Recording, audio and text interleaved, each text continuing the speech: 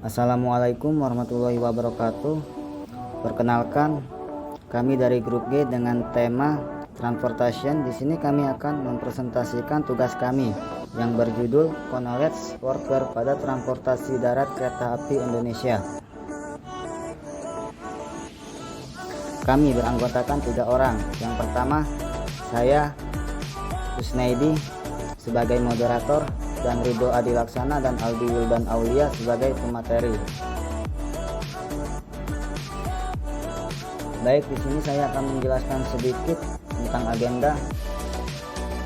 Yang pertama, ada junior manajer angkutan barang, dan yang kedua, asisten manajer marketing dan sales angkutan barang, dan yang ketiga, asisten manajer operasional dan administrasi, dan yang keempat, senior supervisor UPT, dan yang terakhir, prosedur pengiriman barang. Presentasi ini bertujuan untuk mengetahui bagaimana strategi PT Kereta Api Indonesia dalam meningkatkan pelayanan transportasi kereta api. Subjek presentasi ini yaitu junior manager, asisten manager marketing, asisten manager operasional, senior supervisor UPT, dan prosedur pengiriman barang. Baik, selanjutnya akan dijelaskan oleh Ridho Adilaksana. Baik, di sini saya Ridho Adilaksana akan menjelaskan tentang introduction. Nilai tambah untuk sebuah perusahaan dapat ditentukan pada kemampuan karyawan, hubungan sosial, dan kerjasama.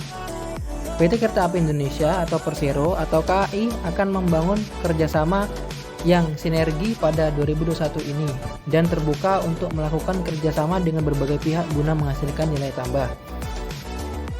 Direktur Utama PT KAI, Didi Hartanto, mengatakan langkah kolaboratif akan KAI lakukan, diantaranya pada angkutan barang. KAI akan melakukan optimalisasi angkutan dan menjalin kerjasama baru dengan para pelaku usaha untuk meningkatkan volume angkutan barang. Discussion 1.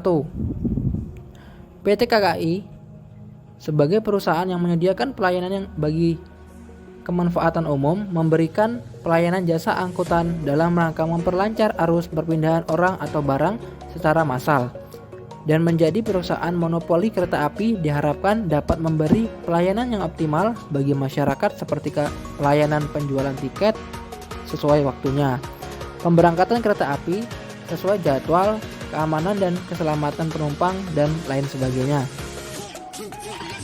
Discussion 2.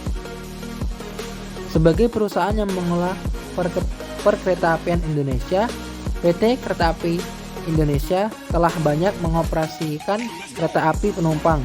Pada akhirnya, PT Kereta Api Indonesia memutuskan untuk menyediakan jenis layanan angkutan barang pada tahun 2009.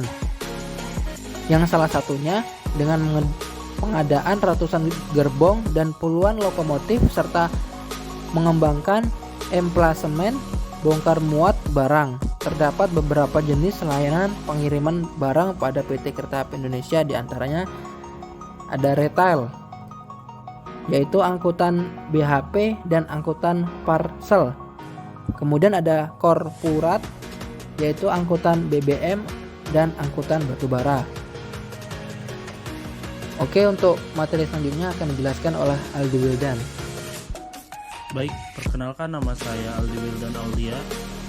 Di sini saya akan menjelaskan materi discussion end. Jadi, manajemen strategi atau manajemen strategis merupakan cara strategi yang ditempuh perusahaan atau organisasi dalam mengambil keputusan dan tindakan untuk menanggapi peluang dan tantangan agar tetap eksis dan memenangkan persaingan. Komponen strategi meliputi 3 bidang, yaitu kompetensi unggulan, ruang lingkup, alokasi sumber daya.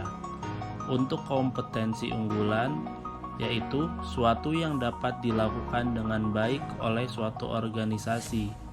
Lalu untuk ruang lingkup, Suatu strategi merinci tentang pasar di mana suatu perusahaan atau organisasi akan bersaing.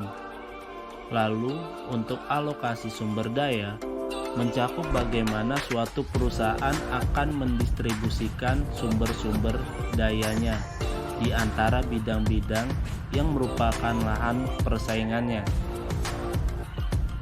Diperlukan adanya informasi tentang kekuatan, kelemahan, peluang, dan ancaman yang berkaitan dengan kondisi dan situasi perusahaan atau organisasi tersebut. Salah satu untuk mengetahui kekuatan, kelemahan, peluang, dan ancaman perusahaan atau organisasi adalah analisis SWOT, strengths, weakness, opportunities, threats.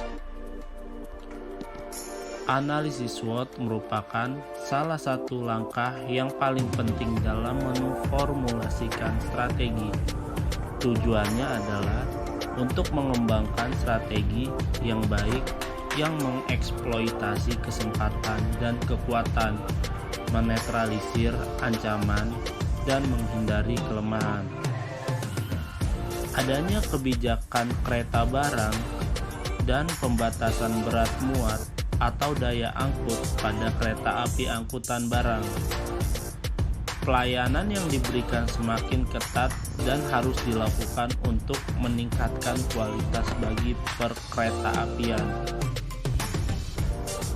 PT Kereta Api Indonesia merupakan badan usaha milik negara atau BUMN yang bergerak di bidang jasa transportasi di bawah naungan Departemen Perhubungan. Kereta api adalah perusahaan yang menghasilkan jasa transportasi yang ingin selalu sukses di mata masyarakat yang seharusnya memiliki kompetensi, nilai, rasa. Memenuhi harapan masyarakat, kereta api melayani perjalanan antar kota dengan mengedepankan keefisienan waktu. Baik, itulah penjelasan dari kelompok kami. Kurang dan lebihnya saya mohon maaf. Saya akhiri, wabillahi taufiq wal hidayah. Wassalamualaikum warahmatullahi wabarakatuh.